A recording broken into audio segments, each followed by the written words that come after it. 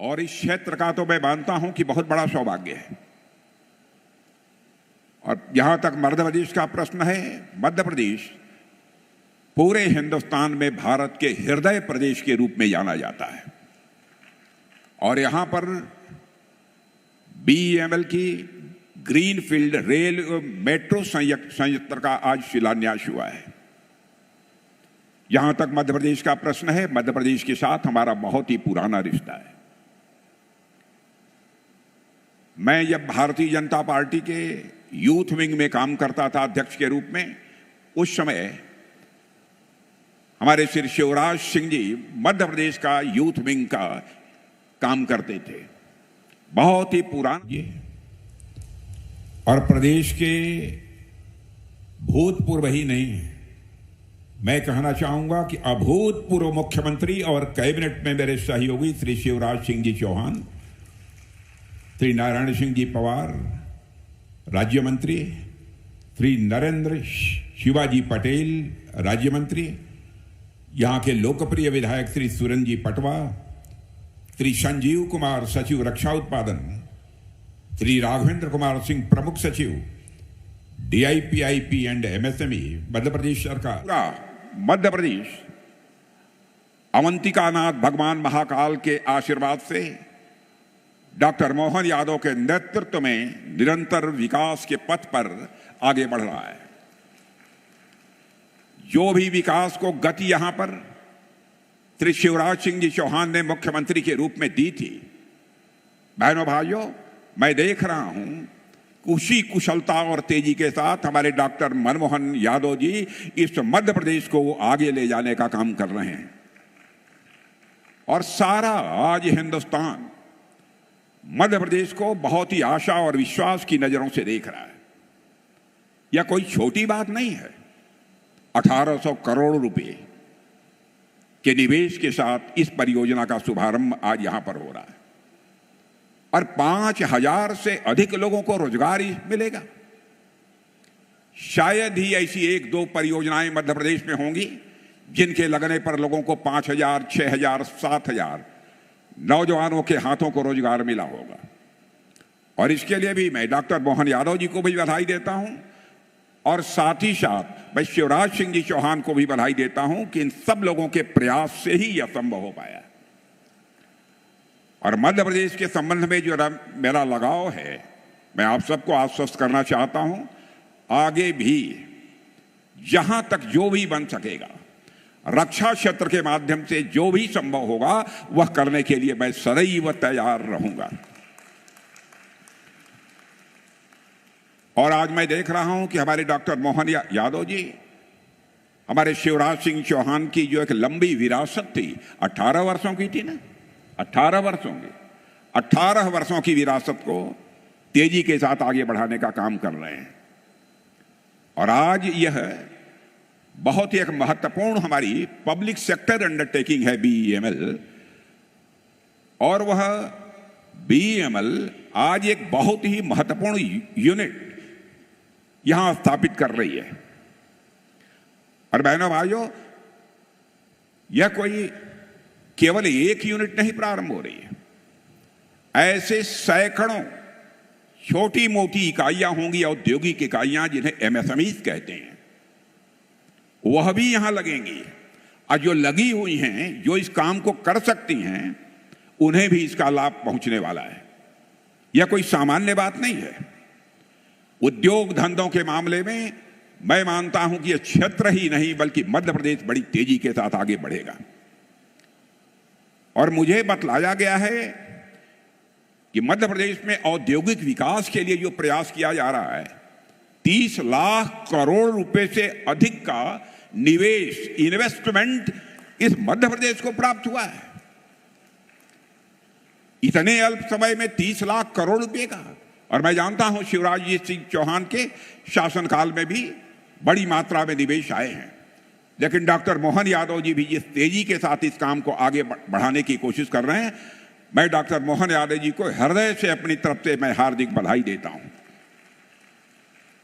और मुझे इस बात की भी जानकारी दी गई है मेरे बहनों भाइयों कि राज्य सरकार ने 48,000 हेक्टेयर का भूमि बैंक भी तैयार किया है।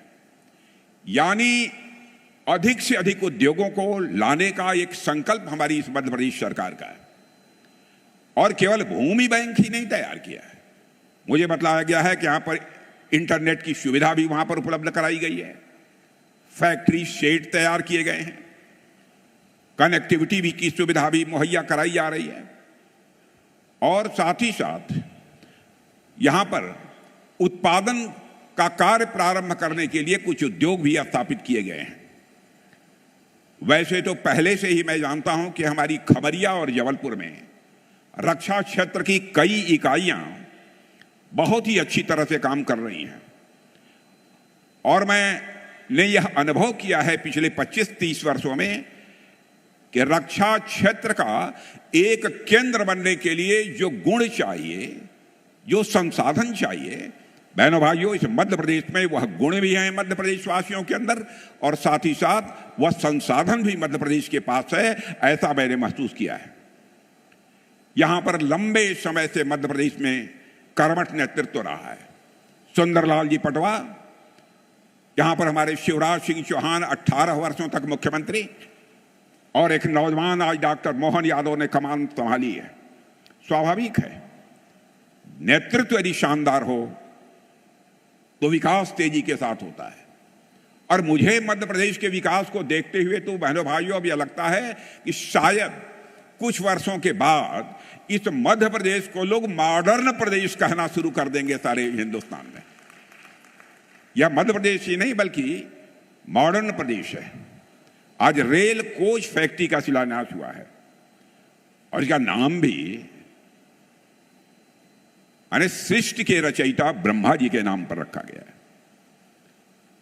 माने इस यूनिट की कितनी अहमियत है, नाम देने में भी पूरी सावधानी बरती गई है, सोच समझकर इस इकाई का नाम रखा गया है। क्योंकि आप जानते हैं, सृष्टि का निर्माण यदि किसी ने किया था तो ब्रह्मा जी ने ही किया था। इस आदिकर्ता सृष्टि के रचयिता के नाम पर इस यूनिट का नाम रखा गया है।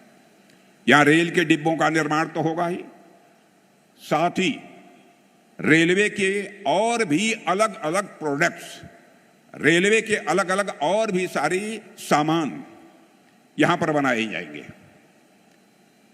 और मुझे बतलाया गया है कि 1800 करोड़ रुपया इस काम में लगेगा। और बहनों भाइयों, जो मुझे जानकारी दी गई है उस आधार पर मैं विश्वास के साथ कह सकता हूं 2 साल के अंदर यह काम पूरा होकर रहेगा, और यह फैक्ट्री यहां पर जगमगाती हुई आपके नजरों के सामने होगी। स्वाभाविक है कि जब फैक्ट्री यहां लगेगी तो आसपास के क्षेत्रों का भी तेजी के साथ विकास होगा। और यहां जो कोच बनेंगे वह रेल कोचेज भारत के ट्रांसपोर्टेशन सेक्टर को तो नई गति दे ही रहे हैं, साथ ही यहां पर बुलेट ट्रेन या जो भी ट्रेनें चल रही हैं तेज गति से, सारी तेज गति से चलने वाली ट्रेनों में भी यदि कोच कहीं का बना होगा तो मध्य प्रदेश की धरती का और मध्य प्रदेश के हाथों के वासियों के हाथों से बना हुआ कोच लगेगा। यह सामान्य उपलब्धि नहीं है। विश्वास है, मुझे पक्का विश्वास है कि BEML भारत के आर्थिक विकास की गति में अपना एक अच्छा योगदान देगा। और हमारी सरकार का जहां तक प्रश्न है मेरे बहन भाइयों, आर्थिक विकास और स्वावलंबन पर हमारे प्रधानमंत्री मोदी जी विशेष बल दे रहे हैं। भारत को उन्होंने कहा है कि हम आत्मनिर्भर बनाकर ही दम लेंगे। पहले आपने देखा होगा कि अधिकांश बड़ी बड़ी मशीनें, बड़े बड़े कलपुर्जे दुनिया के दूसरे देशों में बनते थे, लेकिन हमारे प्रधानमंत्री ने करिश्माई काम किया है बहनों भाइयों, करिश्माई काम किया है। आज बड़ी बड़ी चीजें, बड़े बड़े प्लेटफॉर्म्स, बड़ी बड़ी मशीनें भारत की धरती पर तैयार हो रही हैं और भारतवासियों के हाथों से तैयार हो रही हैं। हम भारत में भी उसका उपयोग कर रहे हैं और दुनिया के दूसरे देशों को भी हम भेज रहे हैं।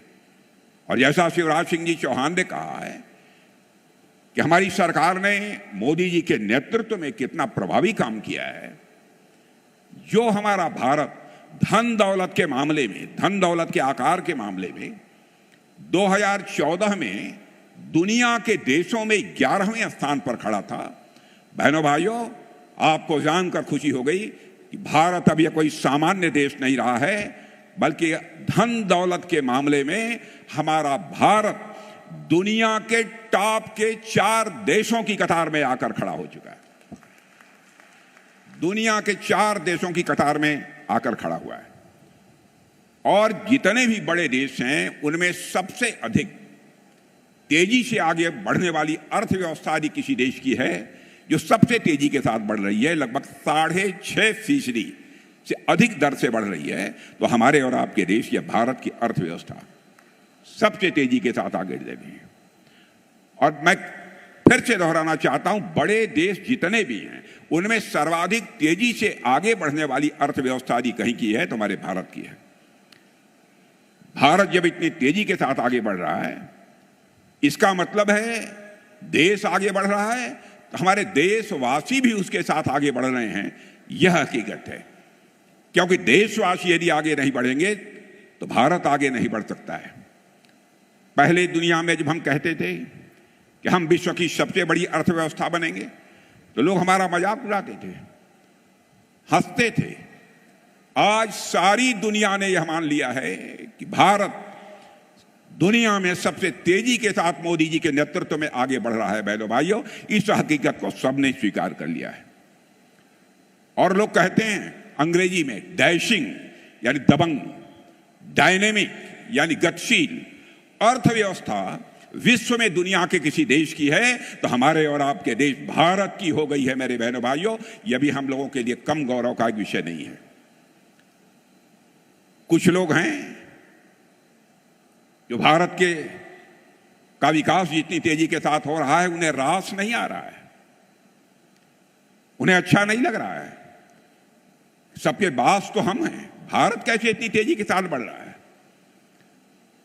और बहुतों के द्वारा यह कोशिश की जा रही है कुछ ऐसा किया जाए ताकि भारत में भारतवासियों के हाथों से जो चीजें तैयार होती हैं वह दुनिया के देशों में जाएं, तो उन देशों में बनने वाली चीजों से वह महंगी हो जाएं, ताकि भारत की धरती पर भारतवासियों के हाथों से बनी हुई चीजें जब महंगी हो जाएंगी तो दुनिया के दोस्त लोग उसे नहीं खरीदेंगे। यह कोशिश की जा रही है। लेकिन बहनों भाइयों, भारत जितनी तेजी के साथ आगे बढ़ रहा है, मैं पूरे विश्वास के साथ कहता हूं कि भारत को अब दुनिया की कोई ताकत विश्व की एक बड़ी शक्ति बनने से रोक नहीं सकती है। जहां तक रक्षा क्षेत्र का प्रश्न है, मेरे मित्रों, मैं कहना चाहता हूं, रक्षा क्षेत्र की हमारी हालत यह थी डिफेंस की कि पहले प्राय हर चीजें दुनिया के दूसरे देशों में बनती थी, विदेशियों के द्वारा बनती थी, उन्हीं की पूंजी लगती थी, और हम लोग जब जरूरत पड़ती थी तो दुनिया के दूसरे देशों से जाकर, चाहे कुछ भी हो, हवाई जहाज हो, हथियार हो, प्लेटफॉर्म्स हो, जो भी हो, सब कुछ हम दुनिया के दूसरे देशों से खरीदते थे। लेकिन आज मैं आपको जानकारी देने के लिए आया हूं बहनों भाइयों, अब हम इनमें से बहुत सारी चीजें न केवल भारत की धरती पर बना रहे हैं, न केवल भारतवासियों के हाथों से बना रहे हैं, न केवल हम अपनी आवश्यकताओं को पूरा कर रहे हैं, बल्कि हम दुनिया के दूसरे देशों को भी हम एक्सपोर्ट करने का काम कर रहे हैं, उनके पास भी हम भेज रहे हैं। दुनिया के देश सब हमारे सामान को खरीदने का काम कर रहे हैं। जब मोदी जी पहली बार 2014 में प्रधानमंत्री बने थे, तो उस समय भारत के डिफेंस आइटम, रक्षा उत्पाद की चीजें दुनिया के देशों को केवल 600 करोड़ रुपए की एक्सपोर्ट होती थी, माने जो दुनिया के दूसरे देशों के लोग खरीदते थे। बहनों भाइयों, आपको जानकर खुशी होगी, अब हम 24,000 करोड़ से ज्यादा का डिफेंस आइटम अब एक्सपोर्ट कर रहे हैं। यह है भारत की ताकत, यह नए भारत का यह नया रक्षा क्षेत्र है। और निर्यात लगातार बढ़ रहा है। और मैं यहां के नौजवानों का करिश्मा बतलाना चाहता हूं। जो टेक्नोलॉजी होती है, जो हिंदी में तकनीक कहते हैं, यह तकनीक भी दुनिया के दूसरे देशों के नौजवान बनाते थे। अब बड़ी संख्या में हमारे देश के नौजवान वह सब सारी तकनीक बना रहे हैं, वो टेक्नोलॉजी बना रहे हैं, और उसी टेक्नोलॉजी का प्रयोग करके हम बहुत सारे अपने रक्षा से संबंधित हथियार, प्लेटफॉर्म्स, बम, तोप, गोले और मिसाइल बना रहे हैं। आपने देखा कि ऑपरेशन सिंदूर हुआ। शिवराज सिंह जी ने आपके सामने चर्चा की कि कैसे पहलगाम में कुछ आतंकवादियों ने आकर हमारे वहां पर्यटन के लिए गए कुछ निर्दोष नागरिकों की निर्मम हत्या कर दी थी। मेरे बहनों भाइयों, उन्होंने मान लिया था कि भारत शांत होकर बैठ जाएगा। हमारे प्रधानमंत्री जी का संकल्प था, हम लोगों ने तय किया हम इसका मुंहतोड़ जवाब देंगे। और आपने देखा होगा, ऐसी कल्पना भी कभी नहीं की जा सकती थी, धर्म पूछ कर मारेंगे। पूछते थे कि तुम कौन हो। बहनों भाइयों, हम लोग धर्म किसी का पूछ कर किसी की हत्या नहीं कर सकते। हम तो किसी की हत्या में विश्वास ही नहीं करते। बल्कि चींटी को भी, हमारे घर में माताएं बहनें जो आटा गूंथती हैं, तेरी चींटी कोई थाली के बगल से गुजरती है तो थाली का आटा निकालकर उस चींटी के खाने के लिए डाल देती हैं, और ईश्वर से कामना करती हैं कि यह चींटी भी दीर्घजीवी हो। यह भारत की सोच है।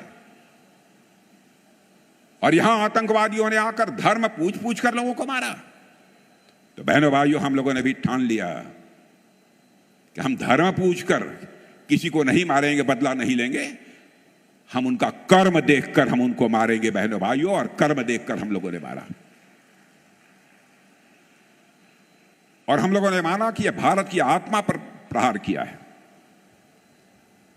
और मैं आपको याद दिलाना चाहता हूं, जब सीता जी लंका में थी, रावण ने अपहरण किया था, तो उस समय यह हनुमान जी जब वहां पहुंचे और जब पूरी लंका की वाटिका में तोड़ फोड़ सब मचाई, और फिर जब सीता जी के पास पहुंचे तो सीता जी ने बड़ी विनम्रता से कहा कि हे हनुमान, ये आपने क्या किया? लंका में आपने इतनी तोड़फोड़ क्यों की? इतने लोगों को क्यों मारा? तो जानते हैं, बड़ी विनम्रता से बैठकर और हाथ जोड़कर हनुमान जी ने सीता जी से कहा, हे माते, जिन मोहि मारा तिन मोहि मारे। जिन्होंने हमको और हमारे लोगों को मारा था, हमने उन्हीं को मारा है।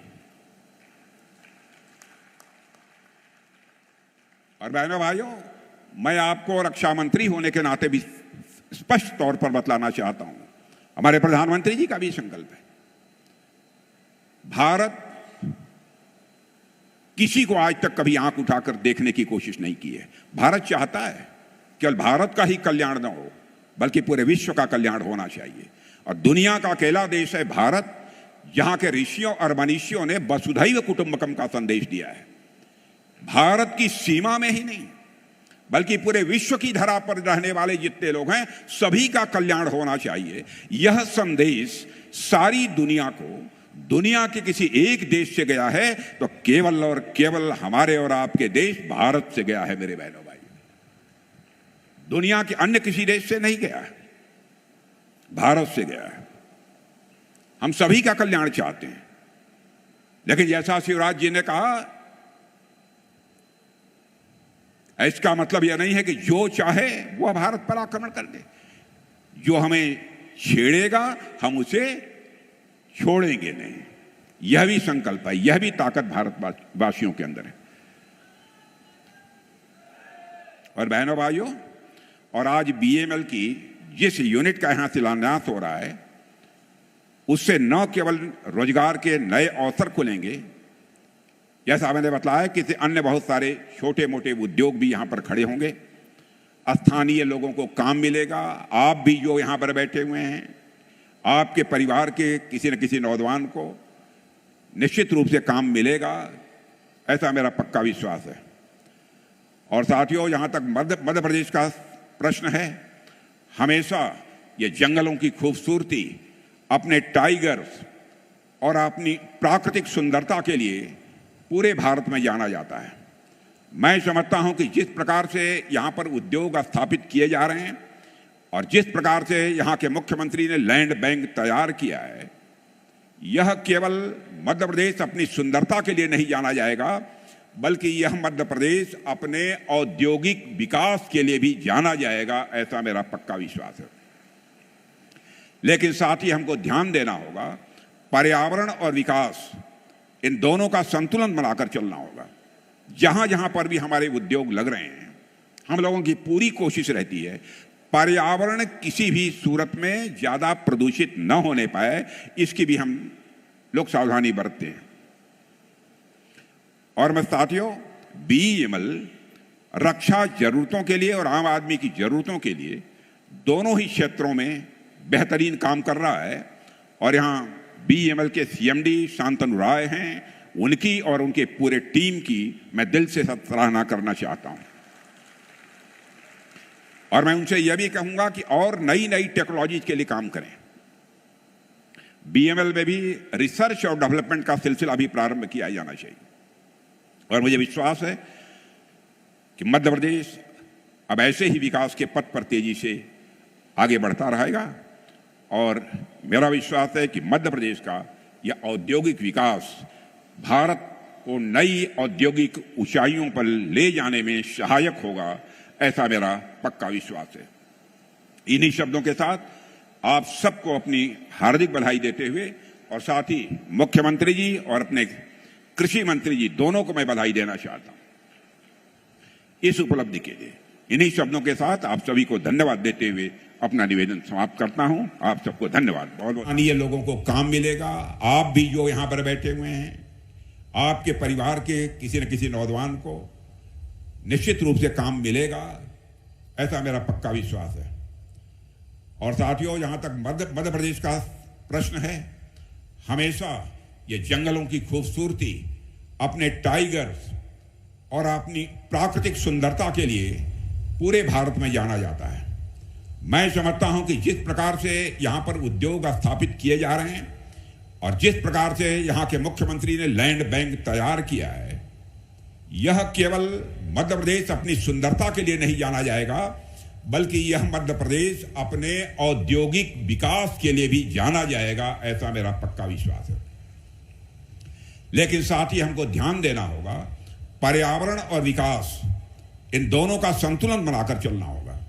जहां जहां पर भी हमारे उद्योग लग रहे हैं, हम लोगों की पूरी कोशिश रहती है पर्यावरण किसी भी सूरत में ज्यादा प्रदूषित न होने पाए, इसकी भी हम लोग सावधानी बरतते हैं।